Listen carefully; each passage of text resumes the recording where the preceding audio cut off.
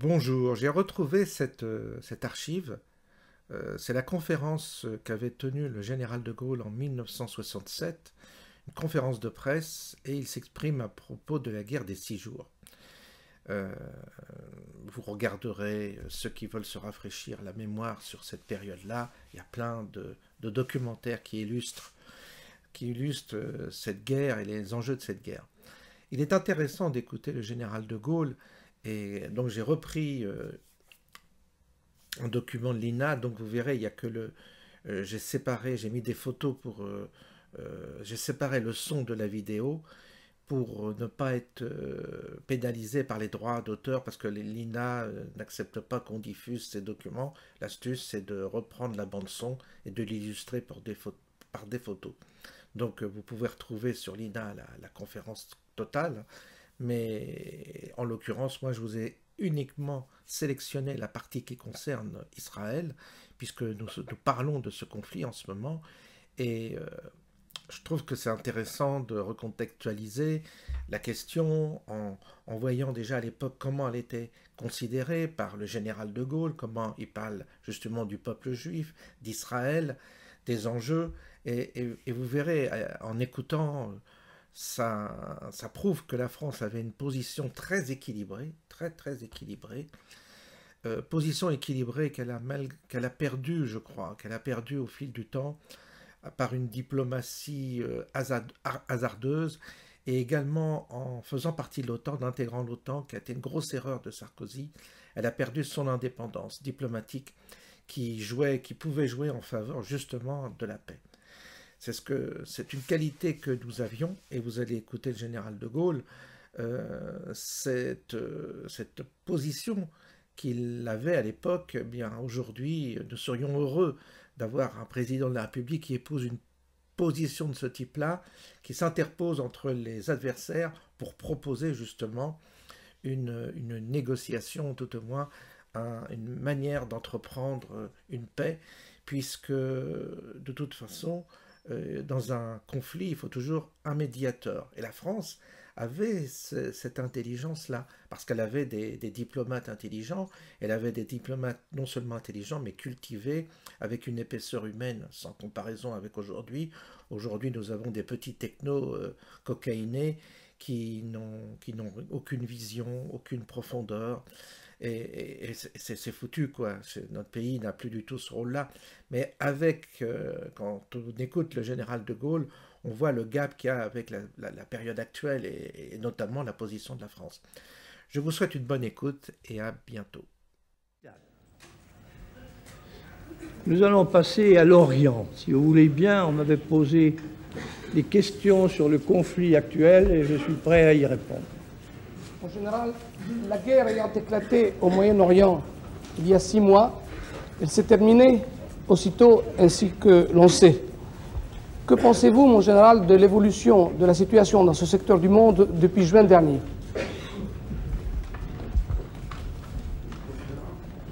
Considérez-vous que l'État d'Israël est l'agresseur dans la guerre des 6 jours, alors que c'est le président Nasser qui a fermé le détroit de Tiran?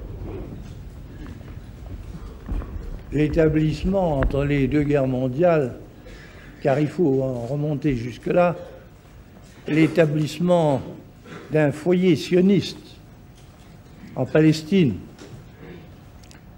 et puis après la Deuxième Guerre mondiale, l'établissement d'un État d'Israël, soulevait à l'époque un certain nombre d'appréhensions. On pouvait se demander, en effet, et on se demandait, même chez beaucoup de Juifs, si l'implantation de cette communauté sur des terres qui avaient été acquises dans des conditions plus ou moins justifiables et au milieu des peuples arabes qui lui sont foncièrement hostiles, n'allait pas entraîner d'interminables frictions et conflits. Et certains même redoutaient que les Juifs, jusqu'alors dispersés, mais qui étaient restés ce qu'ils avaient été de tout temps, c'est-à-dire un peuple d'élite sûr de lui-même et dominateur, n'en vienne, une fois qu'il serait rassemblé dans le site de son ancienne grandeur, n'en vienne à changer en ambition ardente et conquérante les souhaits très émouvants qu'il formait depuis 19 siècles, l'an prochain à Jérusalem. En dépit du flot, tantôt montant, tantôt descendant, des malveillances qu'il provoquait, qu'il suscitait plus exactement, dans certains pays à certaines époques, un capital considérable d'intérêt et même de sympathie s'était formé en leur faveur, et surtout, il faut bien le dire, dans la chrétienté. Un capital qui était issu de l'immense souvenir du Testament, nourri à toutes les sources d'une magnifique liturgie, entretenue par la commisération qu'inspirait leur antique malheur et que poétisait chez nous la légende du Juif errant, accru par les abominables persécutions qu'ils avaient subies pendant la Deuxième Guerre mondiale et grossi depuis qu'ils avaient retrouvé une patrie par les travaux constructifs, travaux constructifs et le courage de leurs soldats. C'est pourquoi, indépendamment des vastes concours en argent, en influence, en propagande que les Israéliens recevaient des milieux juifs d'Amérique et d'Europe, beaucoup de pays, dont la France, voyaient avec satisfaction l'établissement de leur État sur le territoire que leur avaient reconnu les puissances,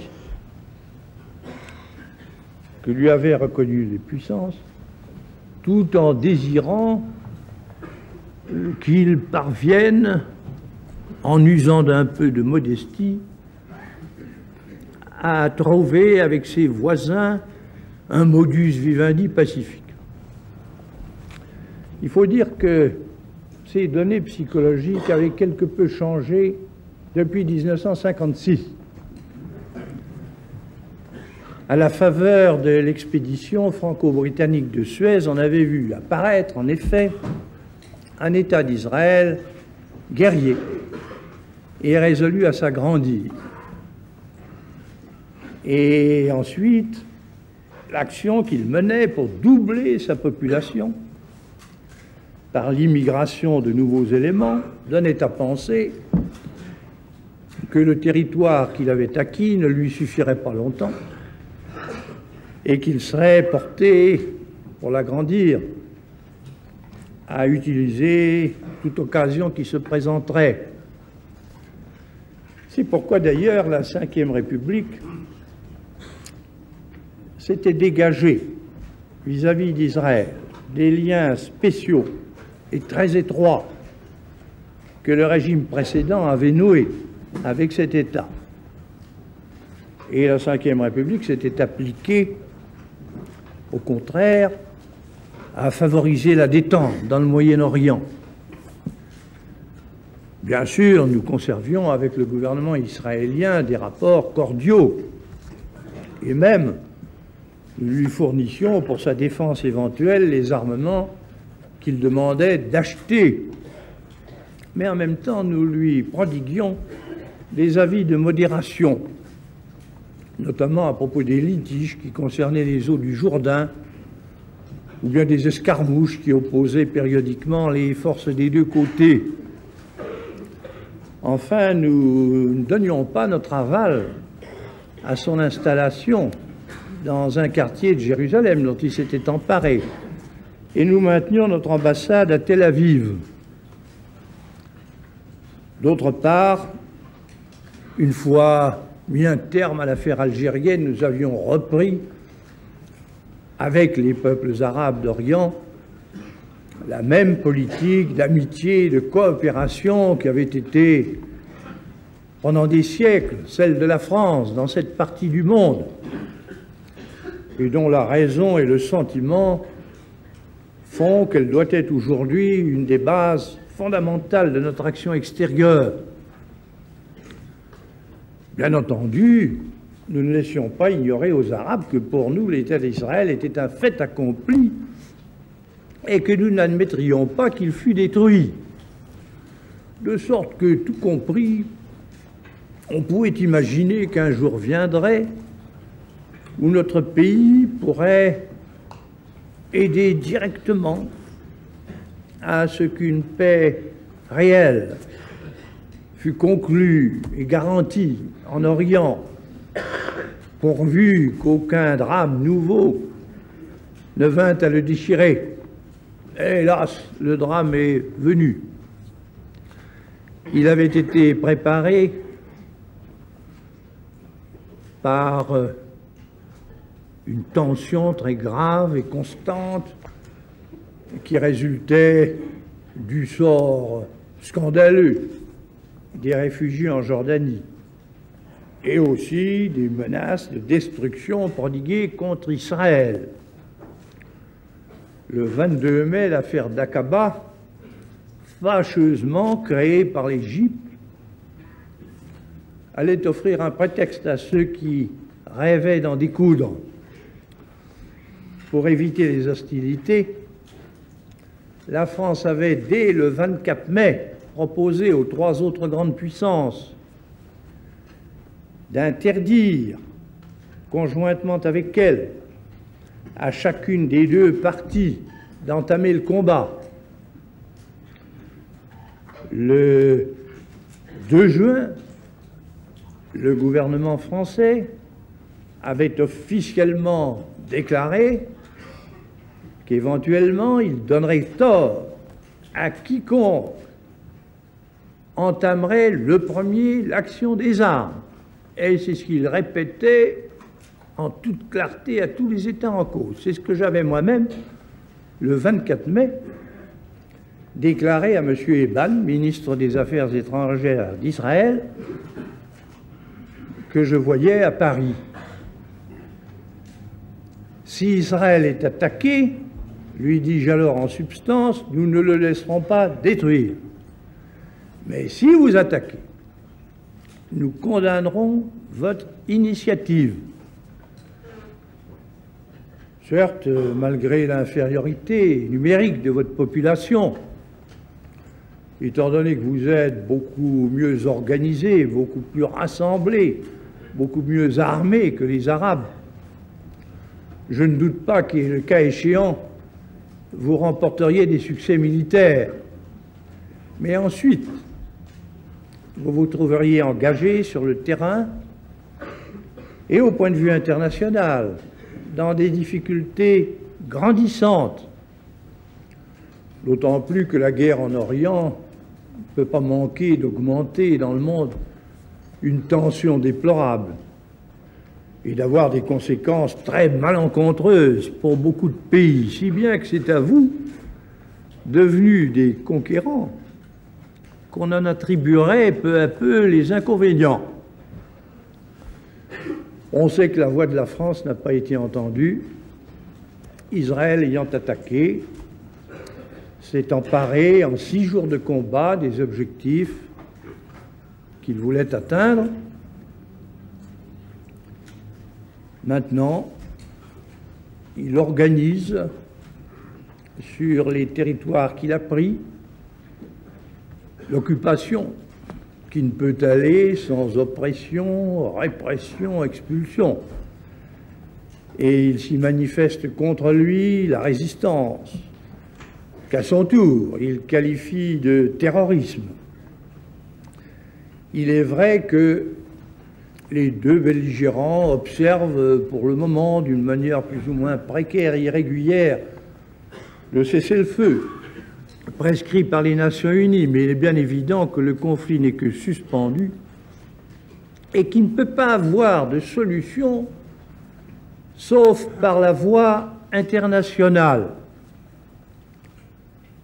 Mais un règlement dans cette voie, à moins que les Nations Unies ne déchirent elles-mêmes leur propre charte, un règlement doit avoir pour base l'évacuation des territoires qui ont été pris par la force, la fin de toute belligérance et la reconnaissance de chacun des États en cause par tous les autres.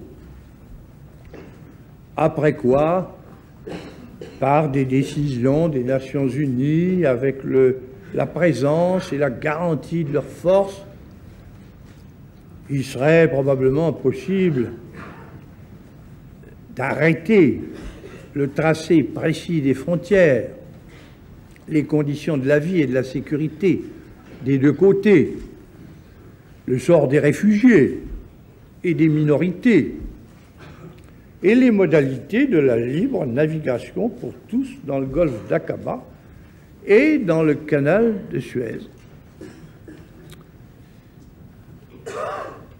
Pour qu'un règlement quelconque, et notamment celui-là, puisse voir le jour, règlement auquel, du reste, suivant la France, devrait s'ajouter un statut international pour Jérusalem. Pour qu'un tel règlement puisse être mis en œuvre, il faudrait qu'il y eût l'accord des grandes puissances qui entraînerait ipso facto celui des Nations Unies. Et si un tel accord voyait le jour, la France est d'avance disposée à prêter son concours politique, économique et militaire pour que cet accord soit effectivement appliqué. Mais on ne voit pas comment un accord quelconque pourrait naître tant que l'un des plus grands des quatre ne se sera pas dégagé de la guerre odieuse qu'il mène ailleurs, car tout se tient dans le monde d'aujourd'hui. Sans le drame du Vietnam, le conflit entre Israël et les Arabes ne serait pas devenu ce qu'il est.